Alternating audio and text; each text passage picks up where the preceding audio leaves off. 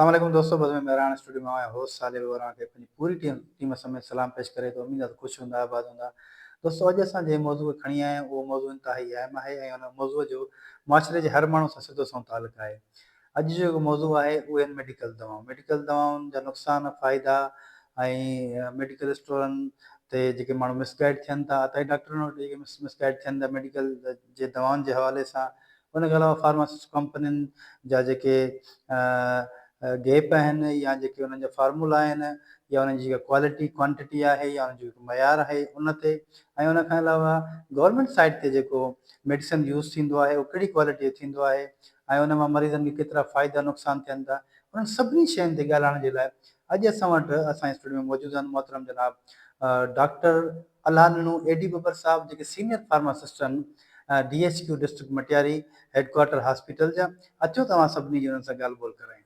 अस्सलाम वालेकुम डॉक्टर साहब। वालेकुम अस्सलाम। डॉक्टर साहब, तव्हांजी वॾी महिरबानी, तव्हां बस में मेहरान खे टाइम ॾिनो आहे, तव्हांजो इंतिहाई शुक्रगुज़ार आहियां। डॉक्टर साहब, सभ खां पहिरीं डॉक्टर एडी बबर यकीननि के तारीफ़ जा मोहताज न आहिनि, पर आउं चाहींदुसि त असांजे नाज़रीन जे लाइ पंहिंजो जेको तारीफ़ कराए छॾींदा त एजुकेशन जे हवाले सां ऐं पंहिंजे ख़ानदानी बैकग्राउंड जे हवाले सां मुख़्तसर तारीफ़।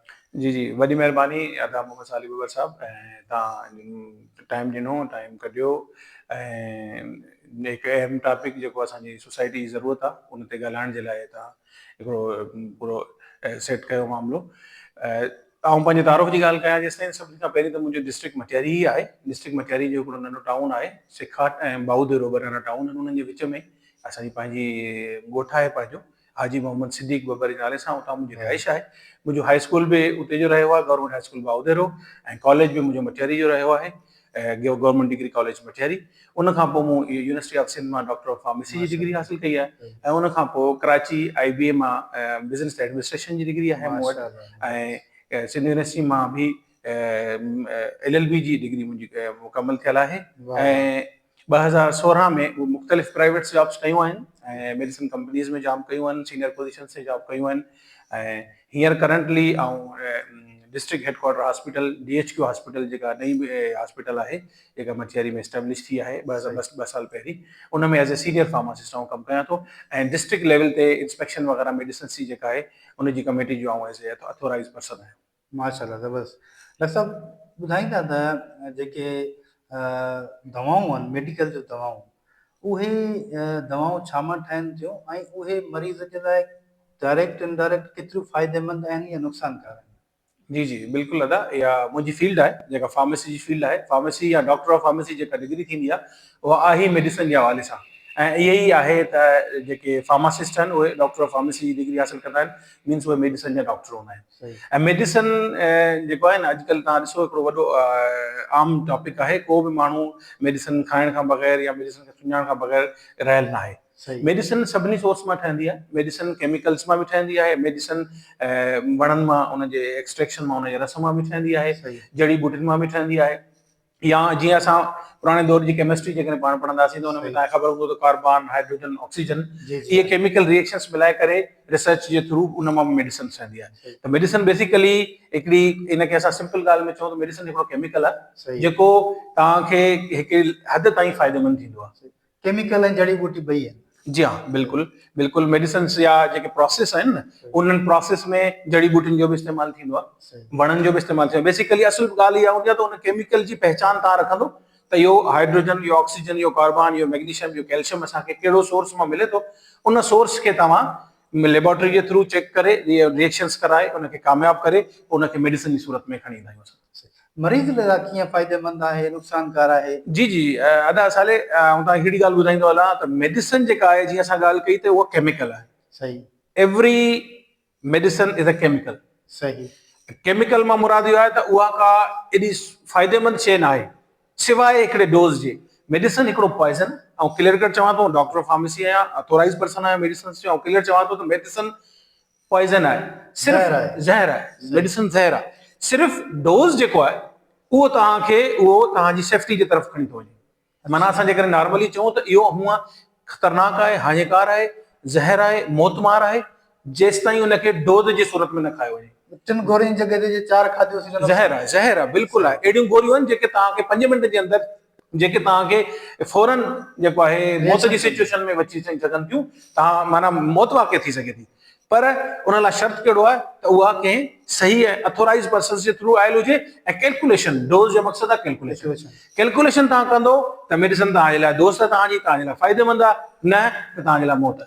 सही। डॉक्टर साहब काफ़ी थोड़ा सारी बीमारियूं, ब्लड प्रेशर आहे, शुगर आहे, दिल जूं बीमारियूं आहिनि, दम आहे, सहक आहे, टीबी आहे, या अहिड़े क़िस्म जूं कुझु ख़ानदानी बीमारियूं आहिनि, सॼी ज़िंदगी हलण वारियूं बीमारियूं आहिनि। हाणे उन्हनि मां जा मरीज़ जान कीअं छॾाए सघे, उहे कहिड़ियूं दवाऊं आहिनि जेके माना खाई माण्हू सफ़ा गुर्दा फैलिजी विया आहिनि? जी बिल्कुलु, तमामु सुठो सवाल कयो तव्हां अदा मोहम्मद साले। असल में ॻाल्हि इहा आहे त जेका बि बीमारी आहे न, बीमारियूं हूंदियूं बिल्कुलु हूंदियूं, कुझु अक्यूट बीमारियूं आहिनि जेके फौरन थींदियूं आहिनि, वरी लही बि जल्दी वेंदियूं आहिनि, ॿियूं क्रॉनिक हूंदियूं आहिनि जेके सॼी ज़िंदगी हलंदियूं। तव्हां जेके नाला वरिता, शुगर, ब्लड प्रेशर, दिलि जी बीमारियूं, गुर्दनि जूं बीमारियूं, उहे सॼी ज़िंदगी बि हलंदियूं। ऐं हिन में अहिड़ियूं दवाऊं हूंदियूं जेके सही ज़िंदगी खाइणी पवंदी, दवाउनि सां तव्हांखे दोस्ती करणी पवंदी आहे। पर हाणे ॻाल्हि इहा आहे त दवा खे ॾिसणो आहे त दवा आख़िरी ऑप्शन आहे असल में तव्हां वटि न। बिल्कुलु। डॉक्टर्स वटि बि तव्हां वेंदो त जेकॾहिं को सुठो सिंसियर डॉक्टर हूंदो, उहो तव्हांखे चवंदो सभिनी खां पहिरीं तव्हांखे पंहिंजो लाइफ स्टाइल चेंज करिणो, उन खां पोइ तव्हांखे एक्सरसाइज ऐं पंहिंजी डाइट खे सेट करिणो, उन खां पोइ आख़िरी ऑप्शन अचे थो मेडिसिन तव्हां वटि। त मेडिसिन जेकॾहिं तव्हां कंहिं बीमारी जे दौरान, जीअं मिसाल पाण ॻाल्हि कयूं शुगर जी, त शुगर जो मरीज़ जेकॾहिं पंहिंजी लाइफ स्टाइल चेंज करे थो, पंहिंजी जेको आहे खाधे जे पैटर्न खे सही करे थो, एक्सरसाइज करे थो, ऐं पोइ मेडिसिन वठे थो, त मेडिसिन हुनजी स्लोली घटि थी सघे थी। उहो मेडिसिन मां पंहिंजी जान छॾाए सघे थो। हा, असां ईअं नथा चई सघूं त बिल्कुलु बंदि कंदो, पर जेको 6 गोरियूं खाईंदो उहो 2 गोरियुनि ते अची वेंदो, त हुन लाइ बेनिफिशियल आहे।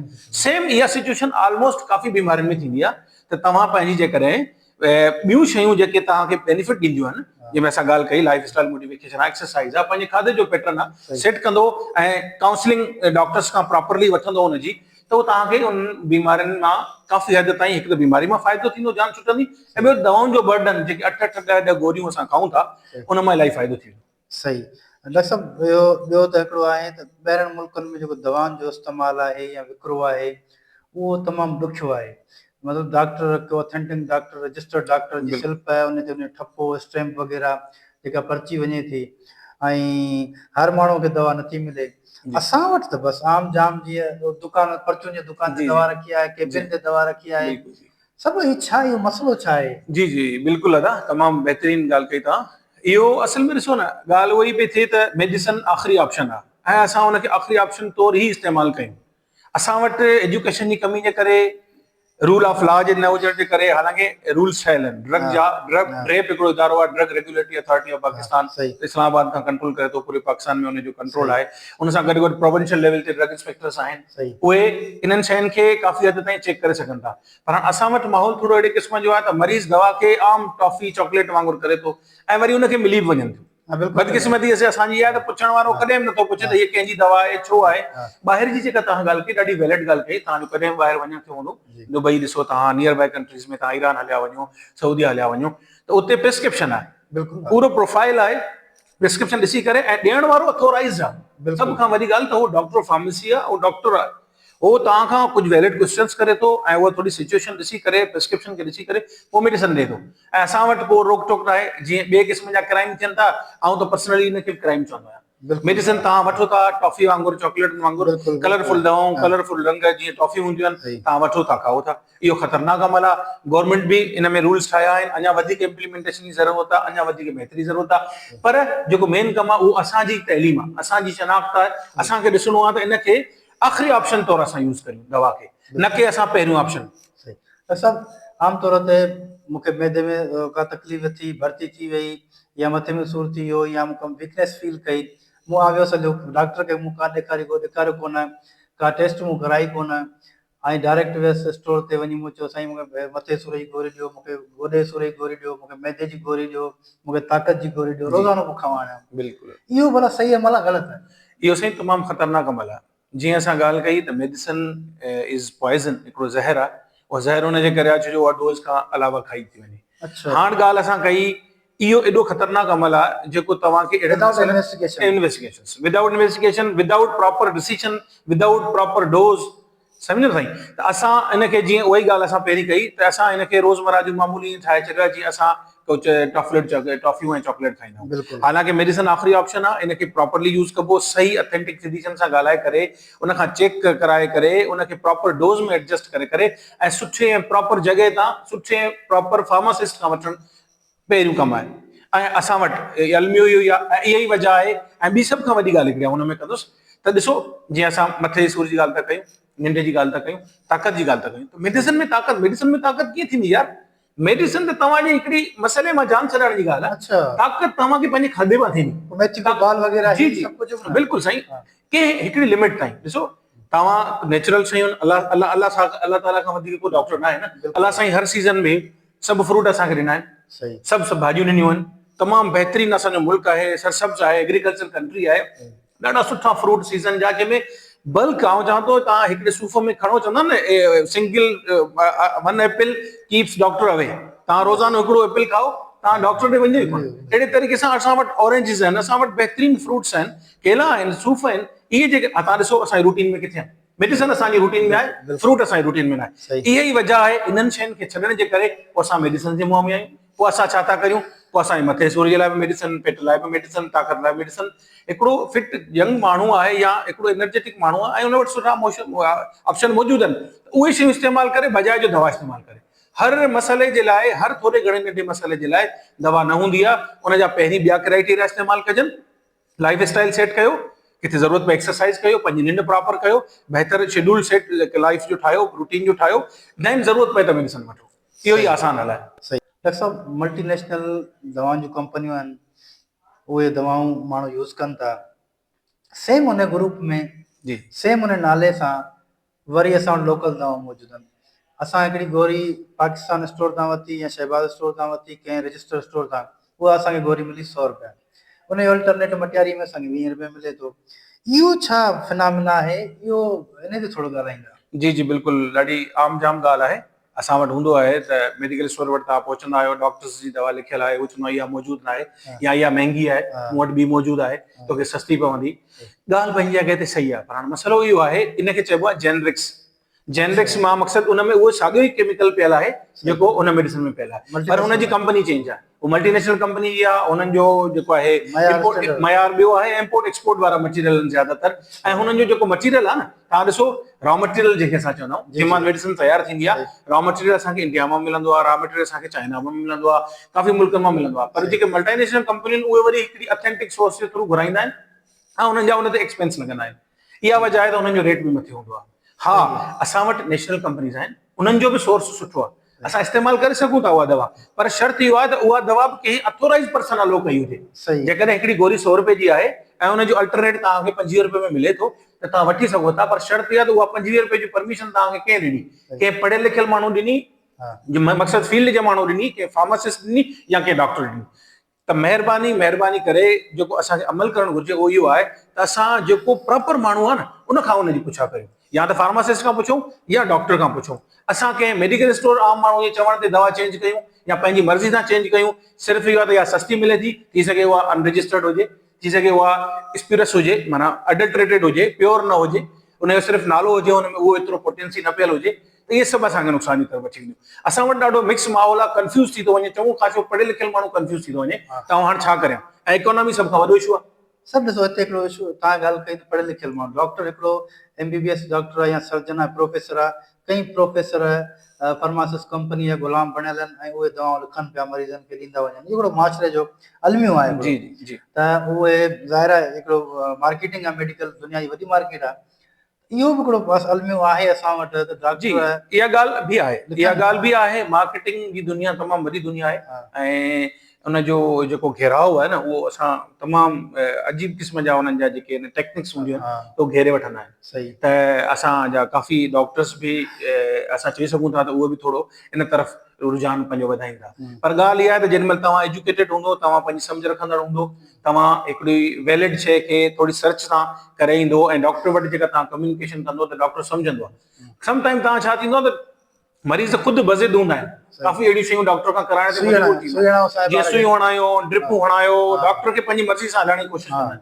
त इहो बि हिकिड़ो अहिड़ो फैक्टर आहे त पोइ डॉक्टर छा कंदो आहे? ठीकु आहे, अलाए जिते ॿिनि दवाउनि जी ज़रूरत आहे, ऐं पंहिंजो पर्सनल ॿुधायां थो, मुंहिंजी DHQ मटियारी में पोस्टिंग आहे, हिते माण्हू ईंदा आहिनि 15 ॾींहंनि खां महीने खां दवा खाईंदा आहिनि, डॉक्टर चवंदो आहे हाणे तूं बहितर आहीं, तुंहिंजी 4 गोरियूं हुयूं कटे करे हाणे ॿ था करियूं, तो नाराज़ थी वेंदा आहिनि, साईं मुंहिंजो 4 गोरियूं हुयूं छो कटिजी वयूं? त बाबा तव्हां बहितर थी विया आहियो, तव्हां त शुकुर कयो त तव्हांजी गोरियूं घटि पयूं थियनि, तव्हांजी जान पई छुटे।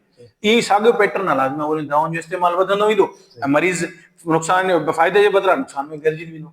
सब को माण्हू दवाउनि खां बचियल कोन्हे को, हर माण्हू गोरी पियो खाए, जी हर माण्हू का न का कंहिं न कंहिं बीमारी में वतल आहे। भला इहो छा को एनवायरमेंट चेंज थी आहे उन हवाले सां, पाणी जो मसइलो आहे, खाधनि जा मसइला आहिनि, या जेके दवाऊं आहिनि उहे साइड, हिकिड़ी गोरी माण्हू खाए थो उन साइड इफेक्ट आहिनि, इन मसइले जो हल छा आहे? माण्हू सेहतमंद कीअं रहनि, दवाउनि खां कीअं बची सघनि? जी जी साईं, बिल्कुलु ॾाढी बहितर ॻाल्हि आहे।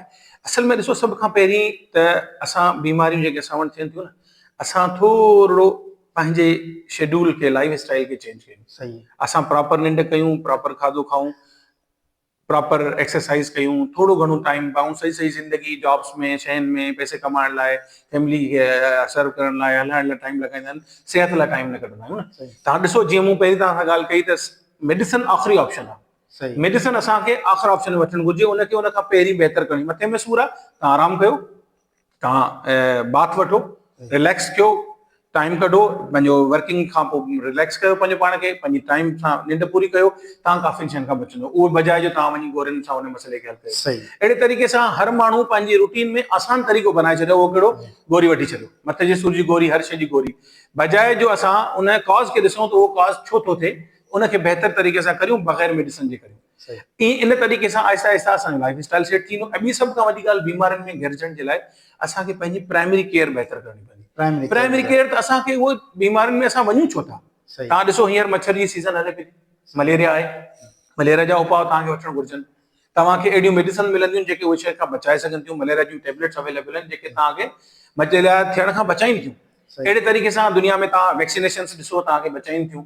काफ़ी अहिड़ा एहतियाती उपाउ आहिनि जेके तव्हांखे बीमारियुनि जा वॾा वॾा हेवी डोज़, घणियूं घणियूं मेडिसिन खाइण खां बचाइनि थियूं। त प्राइमरी केयर असां बहितर कंदासीं, सफ़ाई सुथराई जो ख़्यालु रखंदासीं, पंहिंजो जेको 24 कलाक जी ज़िंदगी आहे उनखे प्रॉपर पैटर्न ते हलाईंदासीं, असां सेहतमंद थी सघूं था। अॼु बि असां ॾिसो, जेके नेचुरल शयूं आहिनि उहे वापरायूं। असांजो खीर आहे, असांजे फ्रूट आहिनि, असांजी भाॼियूं आहिनि, नेचुरल शइ कंहिं मना कयो आहे? सस्ती सवली पए थी, उन खां डबल गुना में असां क़ीमतूं अदा कयूं था मेडिसिन जी सूरत में। उहा साॻी जेकॾहिं फ्रूट भाॼियूं असां प्रॉपर वे में खायूं, गोश्त पंहिंजे हिसाब सां प्रॉपर वे में खाऊं, सुठी जाइ था वठूं, त असां काफ़ी ज़िंदगी आसान करे सघूं था, सेहतमंद रही सघूं था। ऐं सभ खां वॾो हिकिड़ो उसूल सिंपल आहे, आख़िर में ॿुधाईंदुसि, उहो इहो आहे त जीअण जे लाइ खाइण ऐं खाइण लाइ जीअण। असांखे बिल्कुलु, तव्हां ॾिसंदो, उहो माण्हू पंहिंजे पाण खे तय करे त आया ऐं कहिड़े पॉइंट ते अमल पियो कयां। बेसिकली जीअण लाइ खाइणो हूंदो आहे, खाइण जे लाइ जीअणो न हूंदो आहे। बिल्कुलु सही। डॉक्टर साहब, तव्हां गवर्नमेंट सेक्टर में आहियो, हिते सीनियर फार्मासिस्ट आहियो, डिस्ट्रिक्ट जा इंचार्ज आहियो, पूरी हॉस्पिटल्स में जेके दवाऊं वञनि थियूं तव्हांजी रिकमेंडेशन सां वञनि थियूं।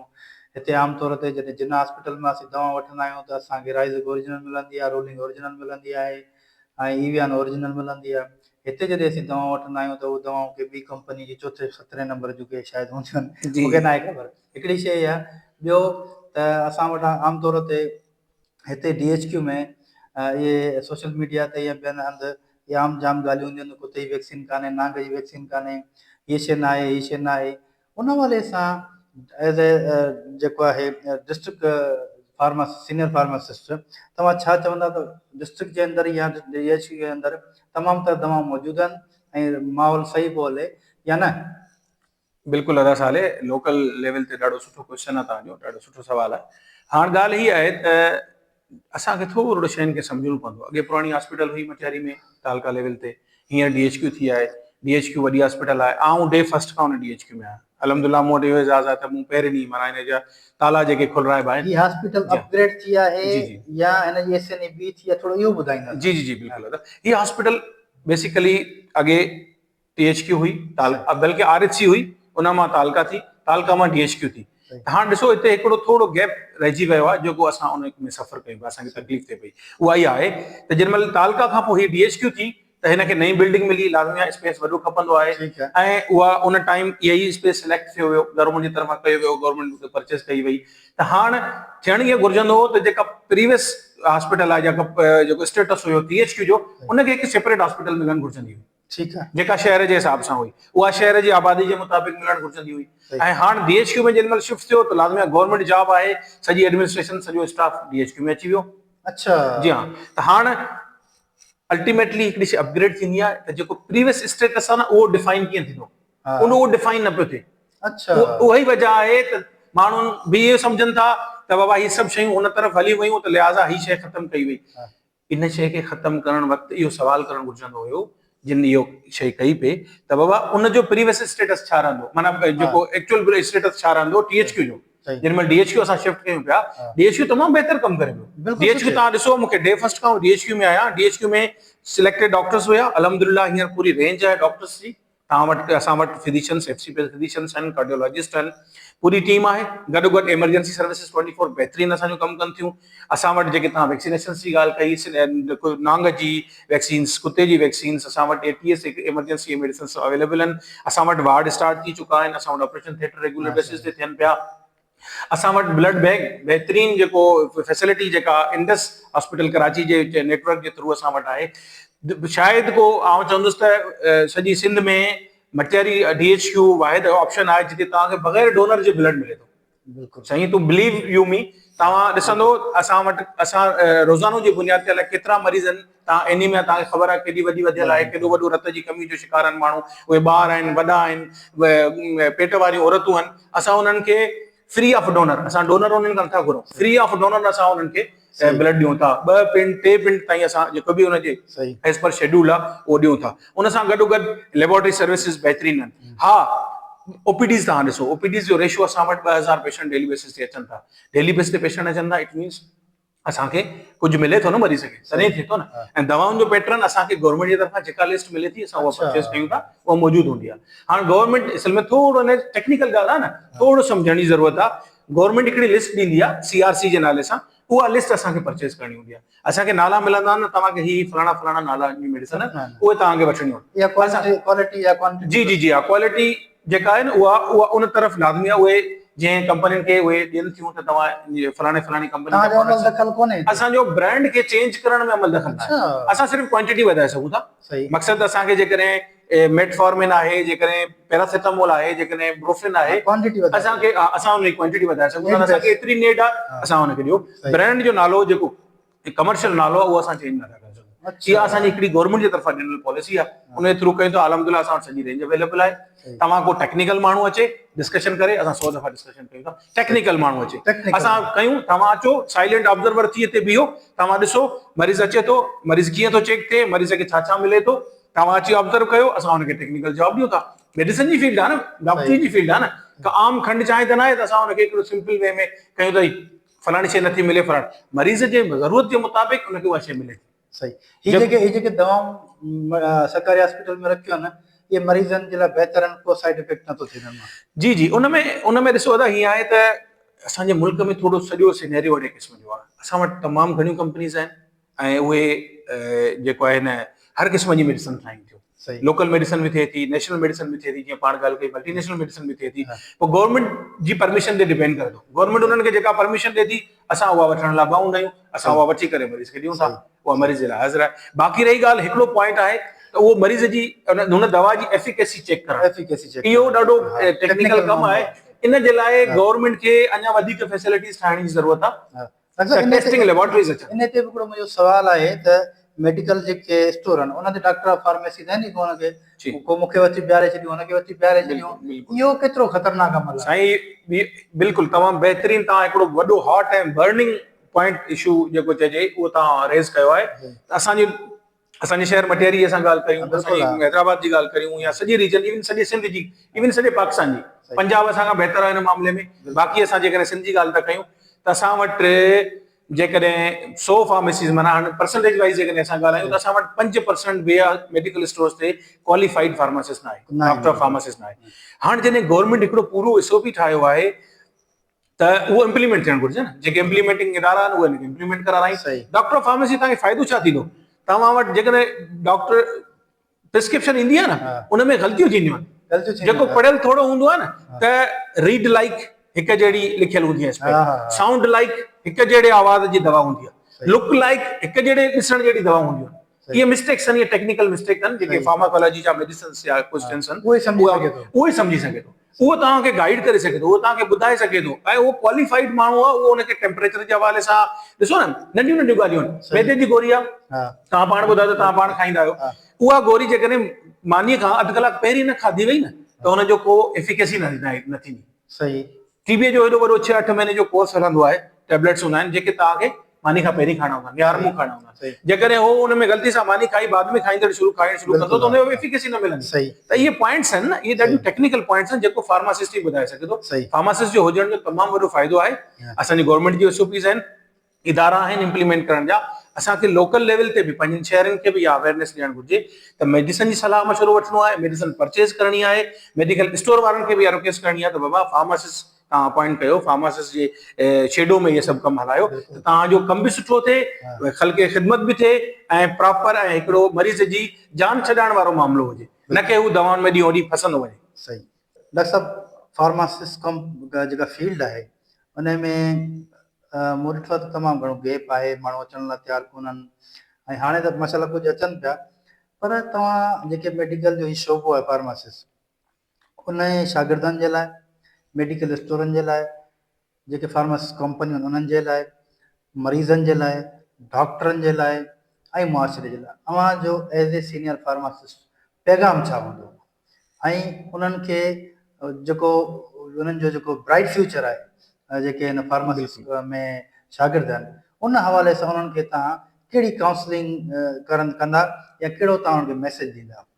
फार्मेसी जी फील्ड जेका आहे उहा तमामु बहितरीनु फील्ड आहे। बहितरीनु कीअं आहे, तव्हांखे हुनजो बाक़ाइदा ॻाल्हि ॿुधाईंदो थो हलां, सम्झाईंदो थो हलां। असां पूरी दुनिया में हिकु ॾाढो इंटरनेशनल लेवल जी डिग्री आहे, इंटरनेशनल लेवल जो प्रोफेशन आहे, वॾो बहितरीनु प्रोफेशन आहे। सभ खां वॾी ॻाल्हि इहा त हीउ ज़िंदगियूं बचाइण वारो प्रोफेशन आहे। मेडिसिन असांजी ज़िंदगी जो तमामु इम्पोर्टेंट इशू आहे, इम्पोर्टेंट एस्पेक्ट आहे जेको असां बीमारियुनि खे फेस कयूं था। बीमारियुनि मां मेडिसिन ई आहे जेका असांजी जान छॾाए थी। त हे इंटरनेशनली रिकग्नाइज़्ड प्रोफेशन आहे, ऐं जेके यंगर्स आहिनि ऐं स्टूडेंट्स जी ॻाल्हि कयां थो त उन्हनि जे लाइ तमामु अट्रैक्टिव फील्ड आहे। हीअ फील्ड मेडिसिन जे ठाहिण खां वठी, जीअं रिसर्च चऊं, रिसर्च खां वठी वेंदे पेशेंट खे दवा मिलण ताईं ऐं उनजे असर ताईं, उनजो असर कहिड़ो आयो उस ताईं तमामु वॾी फील्ड आहे। मेडिसिन ठहे थी, तमामु रिसर्च कंपनीज़ आहिनि, पूरी दुनिया में कंपनीज़ आहिनि, पाकिस्तान में आहिनि। रिसर्च कीअं थी थिए, रिसर्च खां पोइ दवाऊं ठहण जी टेक्निक्स कीअं आहिनि, उन टेक्निक्स खां पोइ उनजी पैकिंग आहे, उनजो प्रॉपर ट्रांसपोर्टेशन आहे, उन खां पोइ उनजो हॉस्पिटल्स में पहुचणु आहे, उनजी परचेज प्रोक्योरमेंट आहे, उनजो प्रॉपर इस्तेमालु आहे, उन इस्तेमाल जा तरीक़ेकार आहिनि, उन इस्तेमाल खे बहितर कीअं कजे, उन खां पोइ उहो मरीज़ ताईं कीअं बहितर तरीक़े सां पहुचे। गॾोगॾु उहे हिदायतूं जेके मरीज़ खे खाइण महिल ॾियणियूं आहिनि उहे कहिड़ियूं आहिनि, ऐं गॾोगॾु मरीज़ जो फीडबैक, फॉलोअप ऐं काउंसलिंग। पहिरीं उनखे काउंसलिंग करणी आहे, पोइ उनजो फॉलोअप वठिणो आहे त उन मां फ़ाइदो थियो न थियो, उनजी रिपोर्टिंग जंहिंखे फार्माको विजिलेंस चइबो आहे। इहा तमामु जी तमामु फील्ड फार्मेसी जी फील्ड आहे, तमामु अट्रैक्टिव फील्ड आहे, पूरी दुनिया में रिकॉग्नाइज़ कई थी वञे। गवर्नमेंट लेवल ते जेकॾहिं असां पाकिस्तान लेवल जी ॻाल्हि कयूं त गवर्नमेंट जॉब्स आहिनि, बिल्कुलु इक्वल टू डॉक्टर्स। 17 ग्रेड्स जी जॉब मिले थी, तमामु बहितरीनु जॉब आहे, ख़िदमत ख़ल्क़ जी जॉब आहे। तव्हां हॉस्पिटल्स में सर्व कयो था, तव्हां डॉक्टर्स सां गॾोगॾु बांह ॿेली थी करे शोल्डर टू शोल्डर कमु कयो था, डॉक्टर्स खे हेल्प कयो था, डॉक्टर्स खे असिस्ट बि कयो था, गाइड बि कयो था, मरीज़नि खे हेल्प कयो था। पूरी ऐं त चवंदुसि पूरे हॉस्पिटल सिस्टम जो बैकबोन जेकॾहिं आहे त उहो फार्मासिस्ट आहे, छो जो जिते मेडिसिन आहे उते फार्मासिस्ट आहे।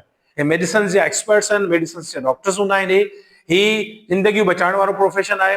तव्हां हिकिड़ी सुठी गोरी, थोरी तइदाद में गोरी, सुठी क्वालिटी जी गोरी जेकॾहिं कंहिंखे ॾियो था ऐं हू वॾी तकलीफ़ मां, उहो बीमारी सां मां निकिरे थो, त इन खां वधीक अजुर कहिड़ो थी सघे थो। ॿी सभ खां वॾी ॻाल्हि इहा त आऊं असांजी आम सोसाइटी जे लाइ इहो मैसेज छॾींदो हलंदुसि त ॾिसो, सभिनि खां पहिरीं त असांखे पंहिंजो लाइफ स्टाइल सेट करिणो आहे। पंहिंजो लाइफ स्टाइल चेंजिस जेके आहिनि, मेडिसिन अॼु बि आउं तव्हांखे ॿुधाईंदो हलां त आख़िरी ऑप्शन आहे। मेडिसिन खे आख़िरी ऑप्शन जे तौरु इस्तेमालु कयो वञे। असांजो प्रॉपर शेड्यूल जेकॾहिं डिस्टर्ब्स आहिनि, असांजी ज़िंदगीअ में फुज़ूलियात तमामु घणियूं आहिनि। तव्हां असांजी यंग जनरेशन ॾिसो, ड्रग्स आहिनि, मंशियात आहे, स्मोकिंग आहे, गुटका, मेन पुड़ीस, केतिरियूं ख़तरनाक शयूं आहिनि।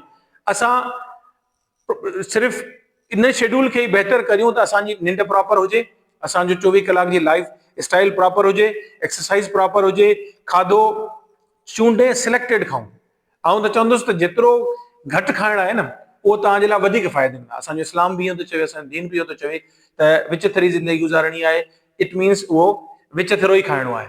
तमामु घटि खाइण वारा माण्हू, सिलेक्ट खाइण वारा माण्हू, घर जो खाधो खाइण वारा माण्हू तव्हांखे सिहतमंद मिलंदा।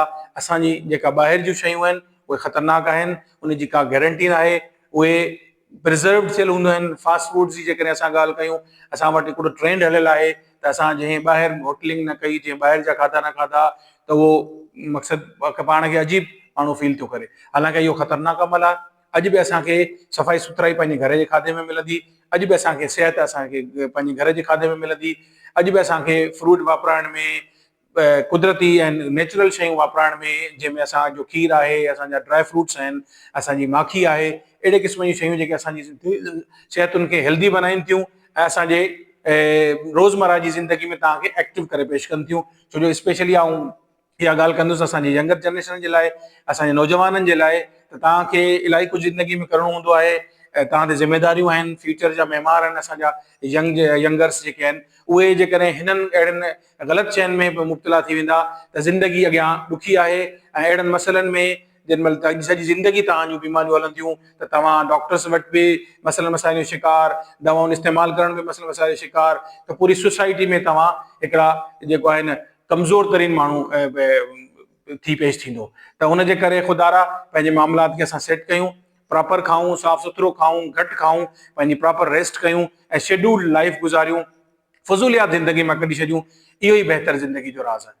डॉक्टर साहब यकीनन तव्हां भली ॻाल्हि कई ऐं इहे वॾा गैप मौजूदु आहिनि ऐं मुआशिरे में एजुकेशन जो वॾो अमल दख़ल आहे। माण्हू अवेयर कोन्हनि के, इवन पढ़ियल लिखियल माण्हू अवेयर न आहिनि। ऐं ॿियो जेको ही मेडिकल जी जेका सॼी मार्केटिंग आहे इंटरनेशनल या नेशनल, उनखे डॉक्टर बि नथा सम्झी सघनि, पढ़ियल लिखियल माण्हू त उहे बि नथा सम्झी सघनि, आम माण्हू त मॻे नथो सम्झी सघे। सो दुआ कयूं त अलाह साईं सभिनी खे, उन डॉक्टरनि खे, फार्मासिस्ट कंपनियुनि खे, स्टोर वारनि खे, सभिनी खे अलाह साईं हिदायत ॾे त हू जेको आहे सो इंसानी जानियुनि जो ख़्यालु रखनि ऐं जिते किथे अगरि को मिसगाइड बि थिए थो उनखे सही नमूने गाइड कनि। तव्हांजी वॾी महिरबानी, तव्हां असांखे टाइम ॾिनो। नाज़रीन, अॼु असांजी जेका सीनियर फार्मासिस्ट डॉक्टर अलाल बबर साहब जिन सां मुलाक़ात हुई, उहा पुॼाणी ते पहुचे थी। वरी ॿिए कंहिं दफ़े नए कंहिं महिमान सां गॾु अवां अॻियां हाज़िर हूंदासीं। तेसिताईं ॾींदा इजाज़त। अलाह भाई।